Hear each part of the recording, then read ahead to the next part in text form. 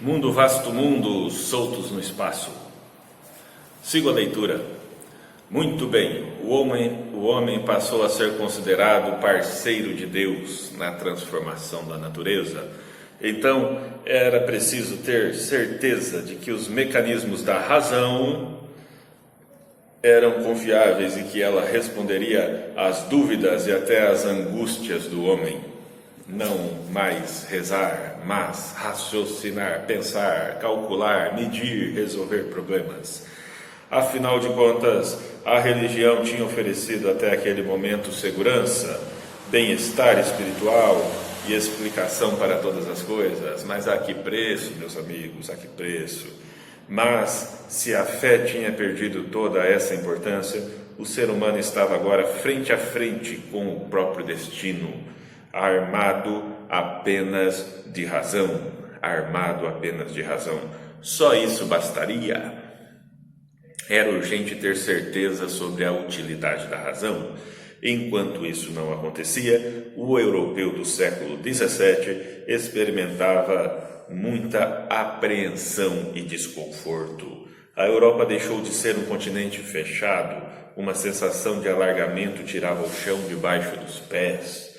Contribuíram para essa situação, sobretudo, as grandes navegações, a revolução científica, a multiplicação das publicações e o florescimento das cidades.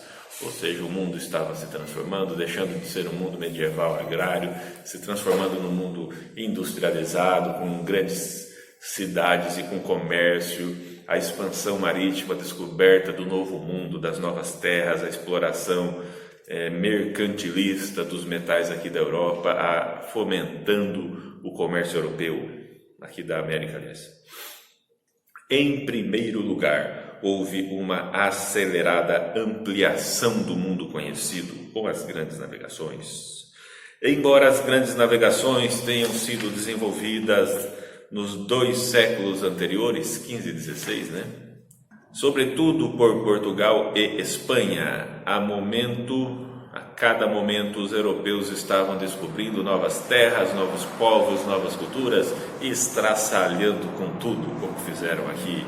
Os relatos dos viajantes e os exemplares vegetais, animais e humanos, inclusive levaram índios lá para a Europa, para eles verem, olha, um ET, aqui um ET, e ficar espantado, olha, eles são canibais. E o Montaigne falou, porra, eles são canibais, mas eles comem gente morta, vocês torturam gente viva. Muito bem. Essas especiarias, animais, plantas, homens, eram trazidos para seus países, para os países europeus e exibidos na forma de viver sequer imaginadas. Isso trouxe uma espécie também de relativismo cultural para a Europa, muito tardiamente, claro. Primeiro veio a ideia positivista de que esses povos eram mais atrasados e de que eles eram mais adiantados, mais evoluídos, baseado na teoria da evolução, da biologia lá de Charles Darwin. Então teve também essa antropologia evolutiva, positivista. O relativismo é mais tardio, o relativismo é do século XX.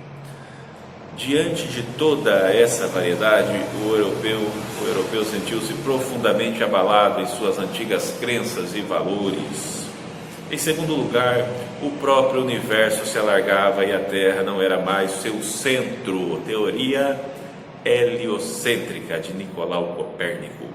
Até então se acreditava em Aristóteles, e Aristóteles dizia que a Terra é o centro do universo. Que lá no século IV a.C., com os instrumentos que ele tinha, claro, dissera que tudo girava em torno desse nosso planetinha. Ninguém se achava bastante inteligente para ousar contestar a autoridade de Aristóteles, o gênio da filosofia grega. Essa confortável certeza começou a ser abalada em 1543 pela teoria heliocêntrica, ou seja, Hélio, o Sol no centro do universo, teoria, como eu disse, de Nicolau Copérnico. O Sol, e não mais a Terra, era o centro do sistema planetário.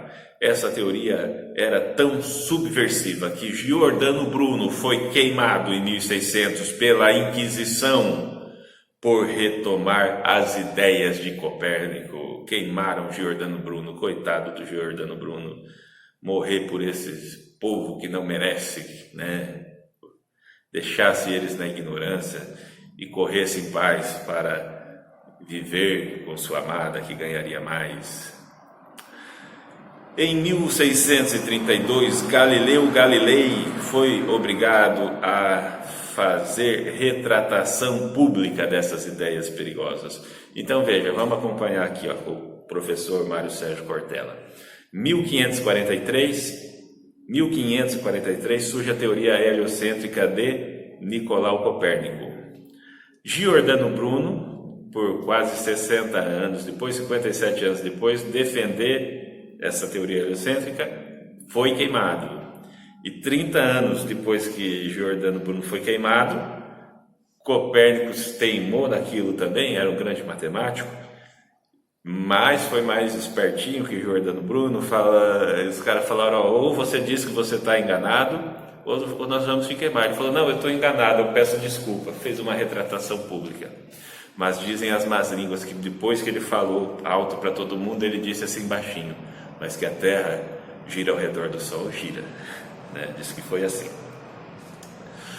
Muito bem, mas não adiantou. Galileu e Kepler provaram matematicamente a teoria heliocêntrica e a aperfeiçoaram. Então, temos até hoje a sonda Kepler vagando aí pelo espaço como homenagem a esses cientistas modernos. Muito bom. Pobre Giordano Bruno, tem até a foto dele aí no texto, se você olhar. Além da astronomia do século XVII, o século XVII presenciou um extraordinário desenvolvimento de outras ciências. Isaac Newton foi o fundador da física moderna. A sua influência chegou até o século XX. Suas pesquisas voltaram-se para as leis que regem o universo, que funciona como uma máquina autônoma, uma espécie de universo para esses filósofos é uma espécie de relógio, né, funcionando autônomo, dando corda a si mesmo, e Deus seria o grande relojoeiro que construiu esse universo. É assim que eles veem Deus, não é como um cara de vestido branco, barbudo, sentado numa poltrona, que é a maneira que eu via quando eu era criança. Não, Deus é um espírito que não tem, se ele tem a forma humana, se é a imagem e semelhança do homem, é imagem e semelhança no sentido de ser ambos racionais, tá? Mas não a imagem e semelhança física, que é como vulgarmente se acredita.